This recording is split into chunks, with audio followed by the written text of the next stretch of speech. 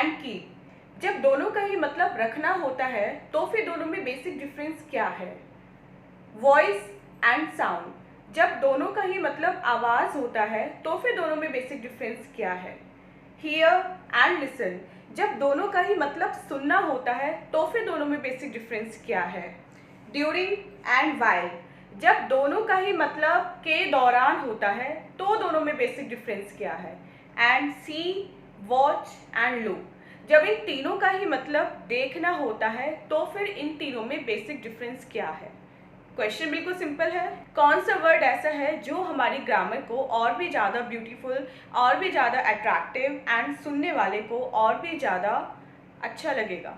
तो चलिए ज़्यादा टाइम ना वेस्ट करते हुए आज की वीडियो स्टार्ट करते हैं। एंड आज मैं आपको बताने वाली हूँ इन पांचों में मेजर डिफरेंसेस। एंड इस वीडियो को देखने के बाद आप कभी भी इन पांचों में कोई भी मेजर गलती नहीं करेंगे। आपको आज ही क्लियर हो जाएगा कि कहाँ पे आपको पुट का यूज़ करना है, कहाँ पे कीप का करना है, कहाँ पे हियर का करना है एंड सो ऑन। सो चलिए वीडियो स्टार्ट करते हैं। कीप का मतलब होता है रखना, जैसे आप सबको पता है, लेकिन इसका यूज एग्जैक्टली आप कहाँ पे करोगे? आपको कैसे पता चलेगा कि किसी भी सेंटेंस में आपको कीप यूज करना है या आपको पुट यूज करना है? देखिए, फर्स्ट यूज होता है कीप का जब आप किसी चीज को हमेशा अपने साथ रखते हैं, हमेशा रखते हैं अपने साथ, उस जगह आप कीप का यूज करते हैं या फिर आप कैरी करते हैं, राइट?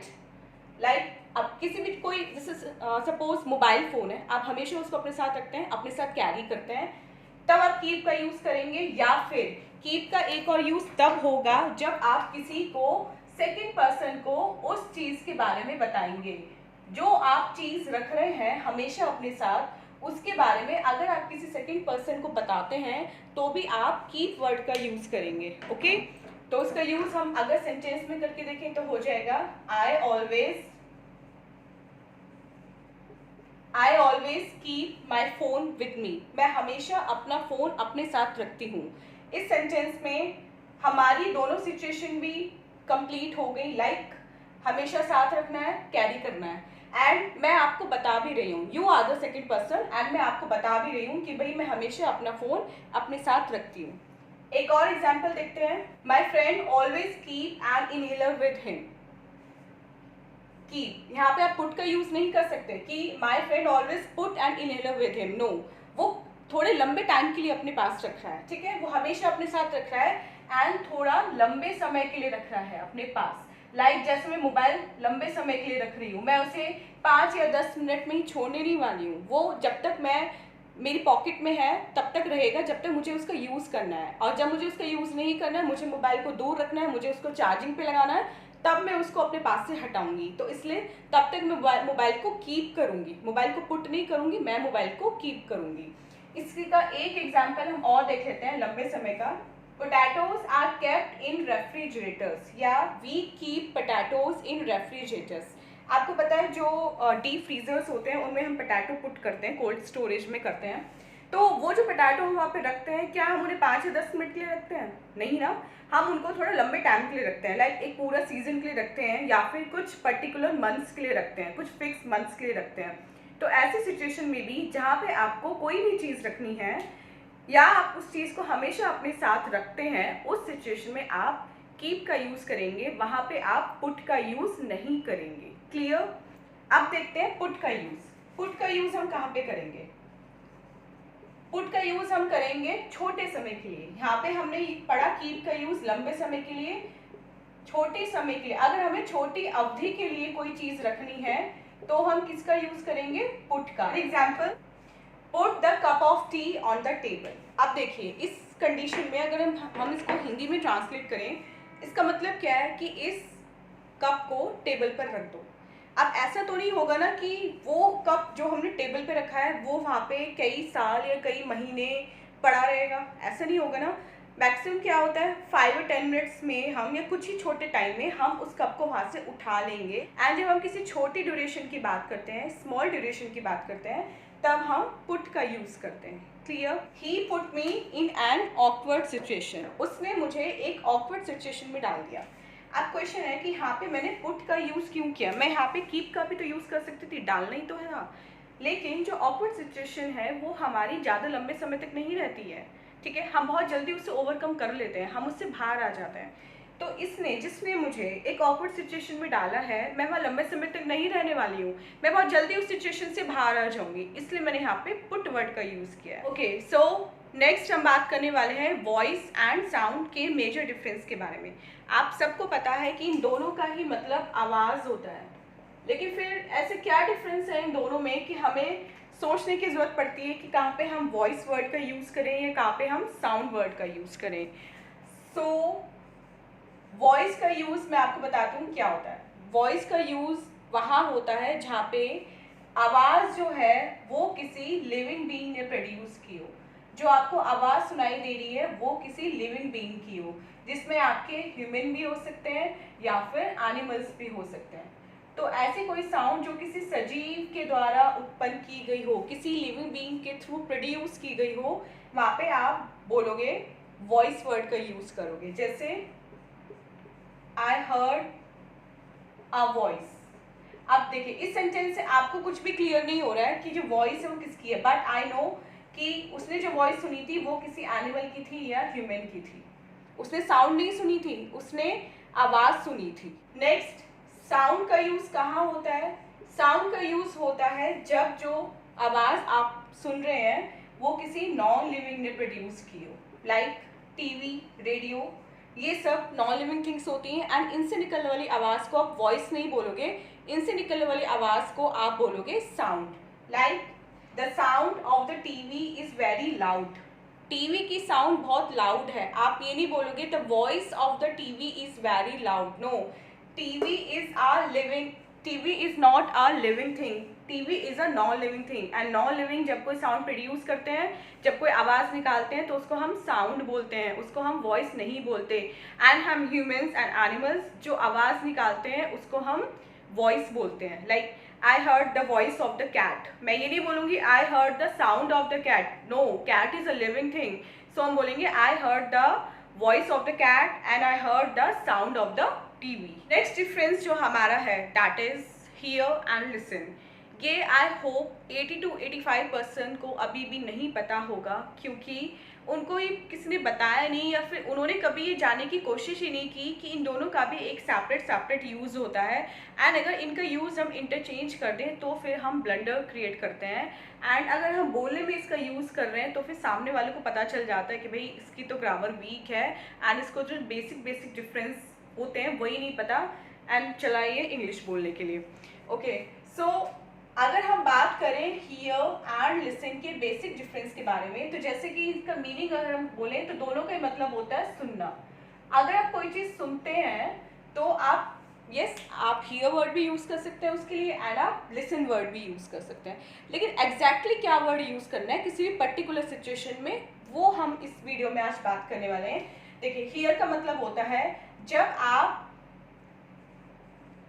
किसी भी चीज़ को इंटेंशनली नहीं सुनते, आपको सुनाई पड़ जाती है, आपकी इंटेंशन नहीं होती कि मैं वो चीज़ सुनूं, वो आवाज़ सुनूं, स्टिल आपको सुनाई पड़ गई है। सुनाई पड़ जाना ये होता है आपका हियर। कि जैसे आई हर्ड योर कन्वर्सेशन, मेरी इंटेंशन नहीं थी सुनने की तुम्हारी बात, लेकिन मुझे सुनाई पड़ गई। तो जहाँ पे आप जानबूझ के नहीं सुनना चाहते, अचानक से, ठीक है, आपके कानों में कोई बात पड़ जाए, ठीक, वहाँ पे आप यूज़ करोगे हियर वर्ड का। एंड लिसन क्या होगा? यस, इसका अपोजिट हो जाएगा बिल्कुल।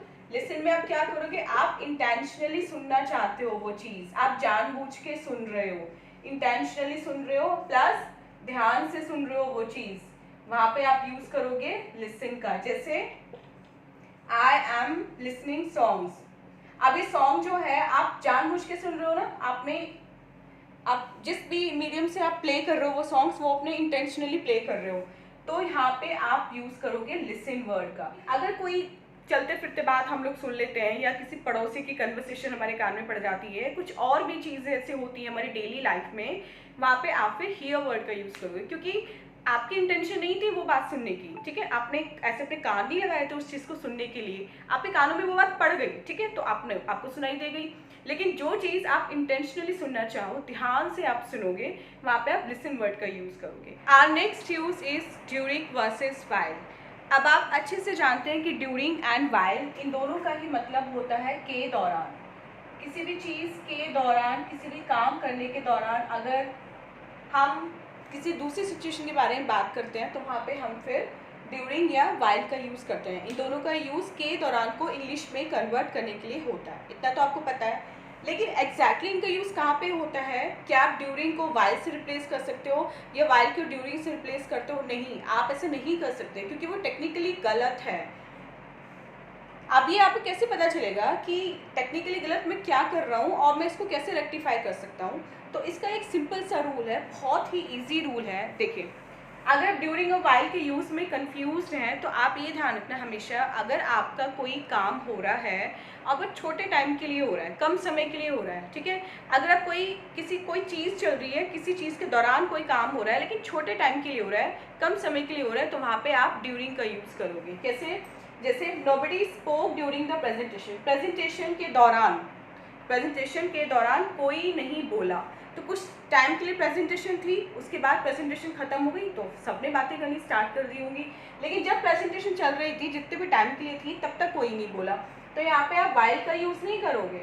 Nobody spoke while the presentation, ये अगर आप वाइल का यूज़ करना है तो आपको प्रेजेंटेशन के आगे भी अपना सेंटेंस कंटिन्यू करना पड़ेगा, तब आपका सेंटेंस हो जाएगा nobody spoke while the presentation was going on. जब प्रेजेंटेशन चल रही थी तब कोई नहीं बोला। अब ये भी रूल ठीक है, लेकिन यहाँ पे तो हमारा सेंटेंस केवल इतना है ना, इसमें हम ड्यूरिंग का यूज़ करेंगे, वाइल का यूज़ नहीं करेंगे। सेकेंड यूज़ देखते हैं, we get plenty of snow here during winter. Winter में हमें यहाँ प्लेंटी ऑफ स्नो मिलता है, मतलब जब सर्दियाँ होती हैं, सर्दियों के दौरान हमें यहाँ भरपूर मात्रा में स्नो मिलता है। तो यहाँ पे भी हम ड्यूरिंग का यूज़ करेंगे क्योंकि वो जो विंटर है वो कुछ ही टाइम के लिए आया है, 1 या 2 मंथ्स के लिए, एंड फिर वो चला जाएगा विंटर, ठीक है, उसके बाद नेक्स्ट सीजन आएगा। वो पर्टिकुलर रहने नहीं वाला है, परमानेंट नहीं रहने वाला है वहाँ पे विंटर, वो कुछ टाइम के लिए आया और फिर चला गया। तो ऐसे कम टाइम के लिए हमने क्या यूज़ किया? ड्यूरिंग का यूज़ किया। वाइल का यूज़ देखते हैं। वाइल का यूज़ तब होता है जब दो सिचुएशन एक साथ चल रही हो, पैरेलली चल रही हो, दो कंडीशन, वहाँ पे आप वाइल का यूज़ करोगे। सेंटेंस में देखते हैं, the phone wrong while I was watching TV. Phone बजा, पहली condition, I was watching TV दूसरी कंडीशन। दो कंडीशन को जब आपको दो सिचुएशंस को बताना हो, दो आपकी कंडीशन, दो घटनाएं एक ही साथ हुई हों, तब आप वाइल का यूज़ करोगे। द फ़ोन भी बजा, एंड फ़ोन कब बजा? जब मैं टीवी देख रहा था, तो दोनों चीज़ें साथ साथ हुई ना। नेक्स्ट सेंटेंस देखते हैं, I met him while we were studying in the library. मैं उससे मिला, पहली बात। दूसरी बात, we were studying in the library, हम लाइब्रेरी में पढ़ रहे थे जब मैं उससे मिला, मतलब लाइब्रेरी में पढ़ने के दौरान मैं उससे मिला। तो यहाँ पे आप वाइल का यूज़ करोगे, यहाँ पे आप ड्यूरिंग का यूज़ नहीं करोगे क्योंकि यहाँ पे दो सिचुएशन एक साथ आई हैं। यहाँ पे हमारे पास केवल एक सिचुएशन थी, वो भी कम समय के लिए थी। आज का हमारा लास्ट डिफरेंस है सी, वॉच एंड लुक के बीच में।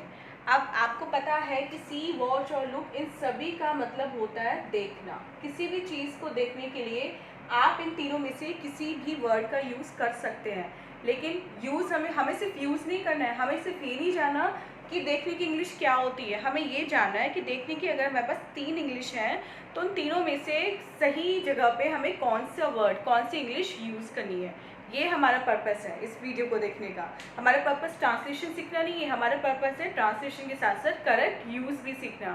तो सबसे पहले देखते हैं सी का यूज़। देखिए, सी का यूज़ सेम वैसे ही होता है जैसे हमारे हियर और लिसन में हियर का यूज़ होता है। हियर का यूज़ क्या था?